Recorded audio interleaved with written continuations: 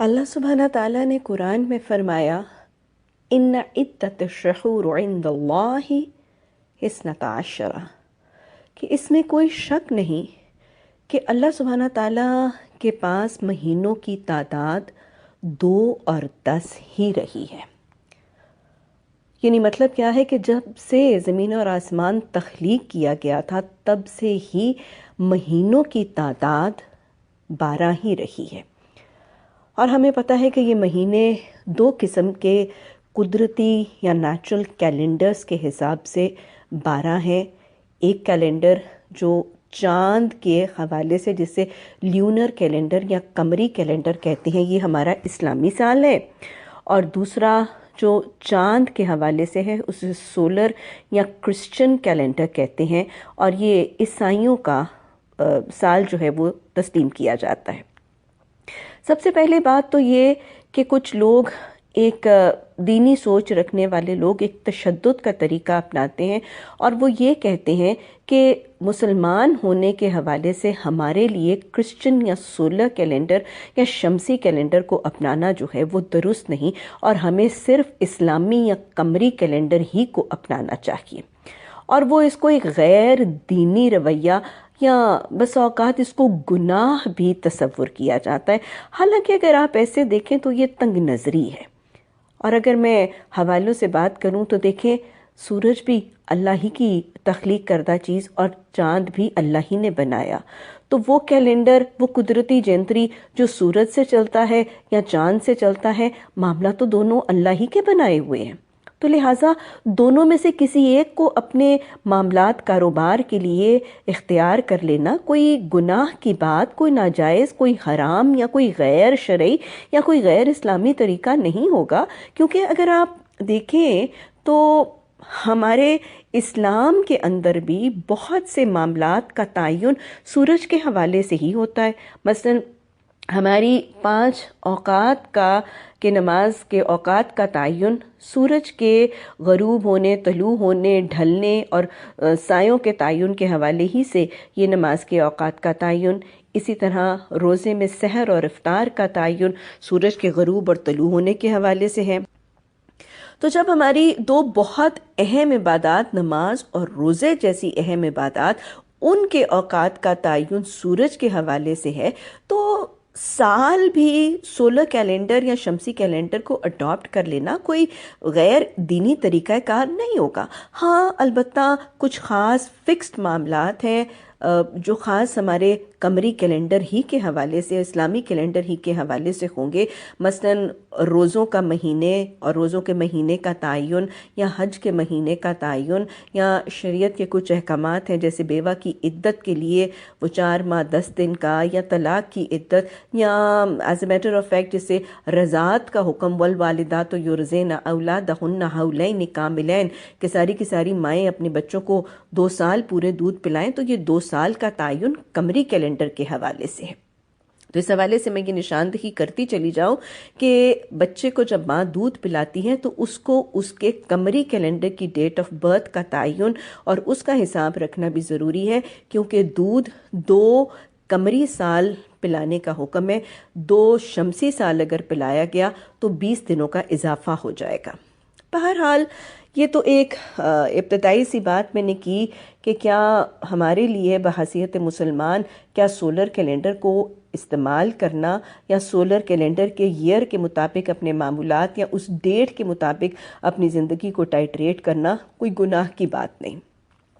اب اگلا معاملہ جو جیسے آج کا حوالہ ہے اور کل ایک نئے سال کا آغاز ہونے والا ہے، تو ایک اور چیز کہ نئے سال کے آغاز اور پچھلے سال کے اختتام پر معاملہ کیا کیا جائے۔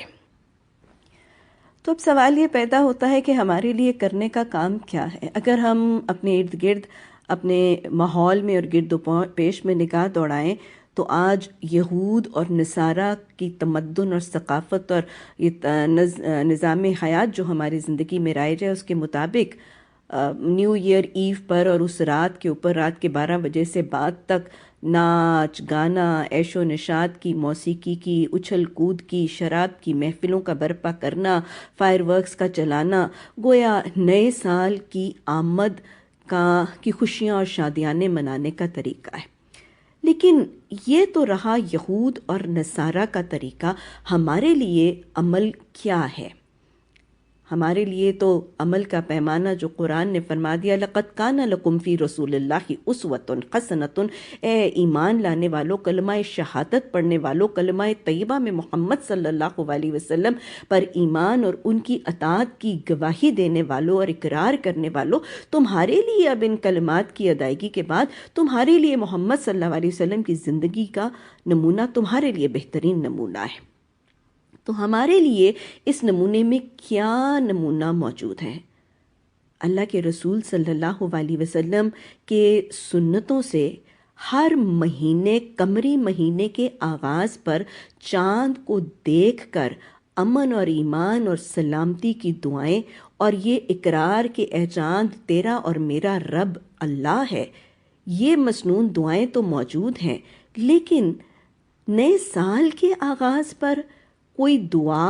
یا کوئی خاص مبارکباد یا کوئی خوشیاں دینا یا مبارکیں دینا یا لینا یا شادیانے منانا یا تہوار کی شکل کا طریقہ اختیار کرنا، یہ ہمارے رسول صلی اللہ علیہ وسلم کی حیات طیبہ میں نہ قمری کیلنڈر کے حوالے سے موجود ہے اور نہ ہی شمسی کیلنڈر کے حوالے سے موجود ہے۔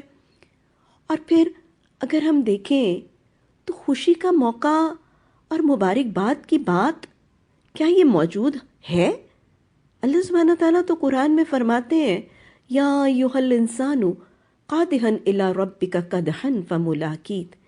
اے انسان تو کشا اپنے رب کی طرف چلا جا رہا ہے، بس تو اس سے ملاقات کرنے والا ہے۔ تو میری بہنوں، میری بیٹیوں، یہ نیا آنے والا سال تو ہمیں ہماری اس روئے زمین پر زندگی کی میعاد کے گھٹنے کا احساس دلا رہا ہے۔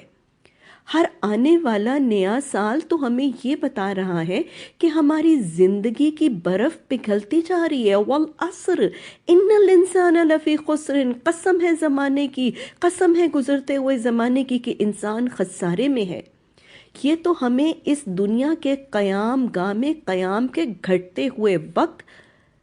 کا تعین بتا رہا ہے کہ تمہارا اس روئے زمین پر قیام اب گھٹتا چلا جا رہا ہے، اب تمہاری زندگی کا ایک اور سال گھٹ گیا ہے، تم موت سے ایک اور سال قریب ہو گئے ہو، تم سفر عدم سے مزید قریب تر ہو گئے ہو، تم اپنے رب کی ملاقات سے مزید قریب ترین ہو گئے ہو۔ آنے والا سال تو فکر آخرت کا پیغام لے کر آتا ہے، فکر آخرت کی دلیل لے کر آتا ہے۔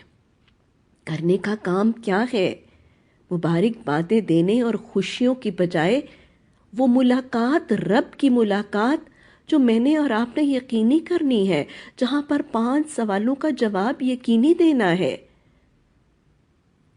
عمر کیسے گزاری، جوانی کیسے گزاری، مال کیسے کمایا، مال کیسے خرچ کیا، جو علم دیے گئے تھے اس پر عمل کہاں تک کیا۔ یہ 5 سوالوں کے جواب، اس کی تیاری ہے اگلے سال کا کام۔ اس نئے سال کی آمد پر اگر کچھ کرنا ہی ہے تو اللہ سبحانہ تعالیٰ نے گزرے ہوئے سال میں جو نعمتیں دی تھیں ان کا ذکر کر کے ان کا شکر کریں، اللہ سبحانہ تعالیٰ سے دعا کریں، اللہم انی اعوذ بک من زوال نعمتک۔ اللہ سبحانہ تعالیٰ ہم آنے والے سال اور اگلے سالوں اور آئندہ زندگی میں وہ نعمتیں جو تو نے ہمیں پچھلے سال میں دی، ان کے زوال سے ہم پناہ مانگتے ہیں۔ اور پھر وہ نعمتیں جو رب کی استعمال کی ان کو یاد کر کے یہ احساس کریں کہ اس خالق نے، اس مالک نے، اس رب نے جو نعمتوں سے نوازا ان کے بدلے میں میرا رویہ کیا تھا۔ اس سال کے آمد پہ کرنے کا کام، آج کی رات اگر کچھ کرنا چاہتے ہیں تو وہ جو فرمایا گیا کہ حساب لیں اس سے پہلے کہ حساب لیا جائے، اور وہ جو فرمایا گیا کہ وہ شخص کامیاب ہو گیا جس کا آنے والا کل اس کے گزرے ہوئے کل سے بہتر ہے۔ کرنے والا کام اگر کچھ کرنا ہے تو آج کی رات اپنے گزرے ہوئے سال کا بے لاگ محاسبہ کر لیجیے، کڑا بے لاگ محاسبہ کریں۔ میرا یہ گزرا ہوا سال میرے عمل، میرے اخلاق، میرے معاملات، میری عبادات کے حوالے سے کیسا تھا؟ میں نے حقوق اللہ کی ادائیگی میں، حقوق العباد کی ادائیگی میں، اپنے معاملات میں، اپنے اخلاق میں، قرآن کے ڈوز اور ڈونٹس میں، امر میں، نواہی میں، منکرات میں، حدود اللہ کے تجاوز سے کتنا پرہیز اور کتنا اجتناب کیا، میں نے اللہ کی بندگی کا حق کتنا ادا کیا، میں نے فکر آخرت سے آخرت کی تیاری کا معاملہ کتنا کیا۔ اپنے آپ کو کٹہرے میں کھڑا کیجیے آج کی رات، اپنا محاسبہ کیجئے، محاسبہ کڑا اور بے لاگ کیجئے، کوئی لاگ لپٹ مت دیجئے، اور جو کمیاں کوتاہیاں ہیں ان کا اعتراف کریں، برحق کریں، برملا کریں۔ اعتراف کرنے کے بعد نادم ہو جائیں، پشیمان ہو جائیں۔ اے اللہ، سارا سال تیری نعمتیں لیتے رہے، استعمال کرتے رہے، کھاتے رہے، پیتے رہے، اڑاتے رہے، لونڈھاتے رہے، اور اس کے بدلے میں رویے کیسے رہے؟ نادم ہو جائیں، پشیمان ہو جائیں، اور رو کر استغفار کر کے اپنی کمیوں اور کوتاہیوں پر کثرت سے استغفار کر کے اپنے دامن کو گناہوں کے دھبوں سے پاک صاف کر کے رات کو سو کر اپنے نئے سال کا نئے عزم اور اصلاح کے عزم کے ساتھ آغاز کریں۔ یاد رکھیے گا، توبہ بھی اسی کی قبول ہوتی ہے جس کے لیے اللہ نے قرآن میں فرمایا ان الذین تابوا واصلحوا، اصلاح کا وعدہ کیجیے۔ میں پھر دہرا رہی ہوں، آج کرنے کا کام اپنا محاسبہ، محاسبے کے بعد اعتراف، اعتراف کے بعد ندامت، پشیمانی، اور پھر شرمندگی کے بعد استغفار، کثرت سے استغفار۔ نفل پڑھیے، تہجد کے وقت اللہ سبحانہ تعالیٰ کے حضور رو رو کے استغفار کریں، اور پھر اللہ سے اصلاح کا وعدہ کر کے اٹھیں، اصلاح کا وعدہ کر کے اٹھیں، اور اس وعدے پر اللہ سے اصلاح کی توفیق کی دعا کر کے اٹھیں، اللہ سبحانہ تعالیٰ سے اس اصلاح میں اس کی مدد مانگ کے اٹھیں، اور پھر اس اصلاح پر ثابت قدمی کی دعاؤں کے ساتھ، اس عزم کے ساتھ کہ میرا آنے والا سال میرے گزرے ہوئے سال سے بہتر ہوگا۔ یاد رکھیے گا، کامیاب ہو گیا وہ شخص جس کا آنے والا دن اس کے گزرے ہوئے دن سے بہتر ہوگا۔ آج کی اس رات میں بے حیائی، فحاشی، عریانی، ناچ گانے، موسیقی کی لغو اور بیکار محفلوں میں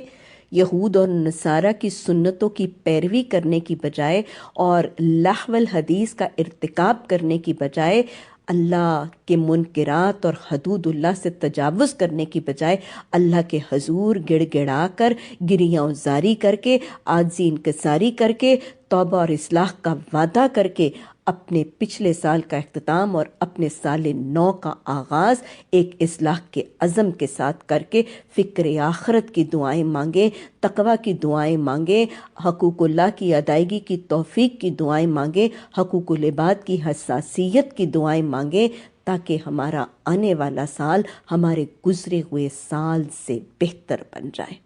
اللہ سبحانہ تعالیٰ ہمیں تقوی عطا فرما کے، ایمان عطا فرما کے، ہمیں دنیا کے عارضی غموں اور عارضی فکروں سے غنی کر کے ہمیں فکر آخرت سے آشنا کر دے۔